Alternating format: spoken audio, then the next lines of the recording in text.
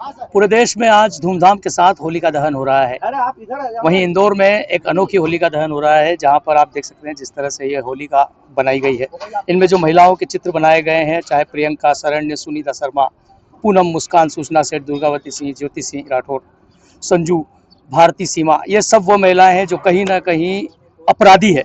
इन्होंने अपने बच्चों को मौत के घाट उतारा है। सूटकेस भी दिखाया गया है, जिस तरह से एक महिला ने सूटकेस में अपने बच्चों को कहीं ना कहीं अवैध संबंध के चलते बच्चे को सूटकेस में बंद कर दिया था, मार के टुकड़े टुकड़े उसमें रख दिए थे। ऐसा सब कुछ इसमें होली में यहाँ पर दिखाया गया है। जो संस्था पौरुष है, संस्था पौरुष के जो लोग हैं, जस्टिस इज ड्यू, अभी भी न्याय की मांग कर रहे हैं सभी लोग। मेरे साथ मौजूद हैं कुछ लोग। सर, किस तरह की होली है, क्या दिखाया गया है? सर, मैं एडवोकेट अशोक दशोरा, अध्यक्ष संस्था पौरुष इंदौर। यहाँ पर जो हमने जो 11 चेहरे लगाए हैं, ये इन्होंने अपने स्वयं के ही बच्चों की दुर्दांत तरीके से, जघन्य तरीके से हत्या की है, अपने अनैतिक और अवैध संबंधों के व्यभिचार के चलते। देखिए, होलिका ने अपने भाई हिरण्यकश्यप के बेटे भक्त प्रहलाद का दहन करने की कोशिश की थी। यहाँ पर आपको ये जो दिखाई दे रही, इन 11 ही महिलाओं ने विभिन्न क्रूरतम तरीके से अपने बच्चों की हत्या की। बीचों बीच में जो आपकी सूचना सेठ है, ये एआई कंपनी की, इंटरनेशनल एआई कंपनी की भारत की सीईओ रही है, जिसको 1.5 करोड़ रुपया प्रति माह वेतन प्राप्त होता था। न्यायालय ने आदेश दिया था कि आप प्रति माह अपने इंडोनेशियन पति वेंकट रमन को अपना बच्चा से मिलवाओगे दिन भर के लिए। जब ये ऑर्डर हुआ तो सूचना सेठ का अहंकार और व्यभिचार जागृत हो गया। उसने बजाय अपने पति से मासूम 4 साल के बेटे को मिलाने के, उसने गोवा लेकर के गई और होटल में उसके टुकड़े टुकड़े करके इस ऐसे सूटकेस के अंदर डाल दिया। और सूटकेस के बाद में वो टैक्सी लेकर के जाने लगी। जब कुछ संदेह हुआ तो होटल वाले ने फिर फोन किया, टैक्सी थाने पे रोकी गई और इसका क्राइम उजागर हुआ। ऐसे ही ये जितनी है, उन्होंने, किसी ने अपने बच्चों को नदी में फेंक के मारा है, किसी ने तीसरी मंजिल से फेंक करके मारा है, किसी ने समुद्र में डाल दिया है, किसी ने जहर दिया है, किसी ने गला काट दिया है और किसी ने गला दबा दिया है। ये सारे कृत्य जो है वो हुए हैं इन महिलाओं के अवैध, अनैतिक और एडल्ट्री के संबंधों के कारण। हम वर्षों से रावण के अहंकार का दहन करते हुए आए हैं, तो क्यों ना अब इस तरह की आपराधिक प्रवृत्ति वाली, मनोवृत्ति वाली महिलाओं के व्यभिचार का दहन करें, उनकी एडल्ट्री का, उनकी अनैतिकता की, उनकी संस्कारहीनता का हम दहन करें। इसी उद्देश्य और इसी संकल्प के साथ में हम यह आयोजन करने के लिए जा रहे हैं। एक बहुत बड़ा इसमें यह है कि हिंदुस्तान में एक सीजे आई हुई है, चीफ जस्टिस ऑफ इंडिया दीपक मिश्रा। उन्होंने 28 सितंबर 2018 को एडल्ट्री की जो आईपीसी 497 वो खत्म कर दी।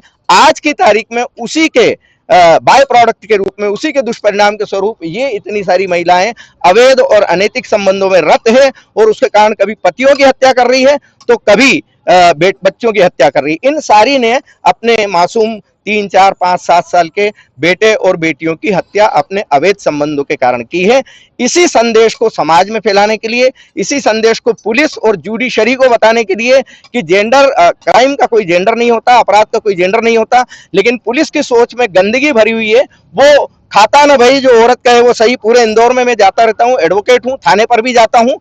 मर्द के परिवार को जबरदस्ती बिठा लिया जाता है, उनसे पैसे मांगे जाते हैं, रिश्वत मांगी जाती है, सब जानते हैं। पुलिस कमिश्नर भी जानता है, डीजीपी भी जानता है, लेकिन सारे पुलिस वाले मस्त हो रहे हैं। मैं तो खुद गवाह हूं, मैंने कई वीडियो भी बनाए हैं, कुछ लोगों को सस्पेंड भी करवाया है पुलिस थाने पर। और जुडिशरी का भी बड़ा बायस नेचर है। फैमिली कोर्ट में मर्दों को प्रताड़ना दी जाती है, लताड़ दी जाती है, उनकी कोई सुनवाई नहीं होती, जबरदस्ती मेंटेनेंस तय किया जाता है सीआरपीसी 125 में। तो हम इन सब जो हम जो बात करते हैं कि हम भारत के लोग एक समता मूलक राष्ट्र की स्थापना करने जा रहे हैं और हमारे कॉन्स्टिट्यूशन ऑफ इंडिया में fundamental article equity before law and equal protection of law, ये सिर्फ सुनने भर की बातें हैं। ये आज तक 78 साल के बाद में भी लागू नहीं हुआ है।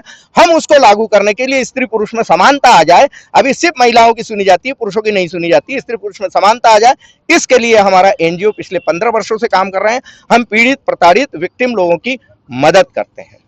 सर, देश कहते हैं कि नारी प्रधान देश है हमारा, नारी में नारायणी बसती है। जी। ऐसे में तो देखिए, मनुस्मृति में लिखा है कि यत्र नार्यस्तु पूज्यन्ते रमन्ते तत्र देवता। लेकिन कैसी नारी को? माता सीता को, राधा को, अनुसुईया को, सावित्री को।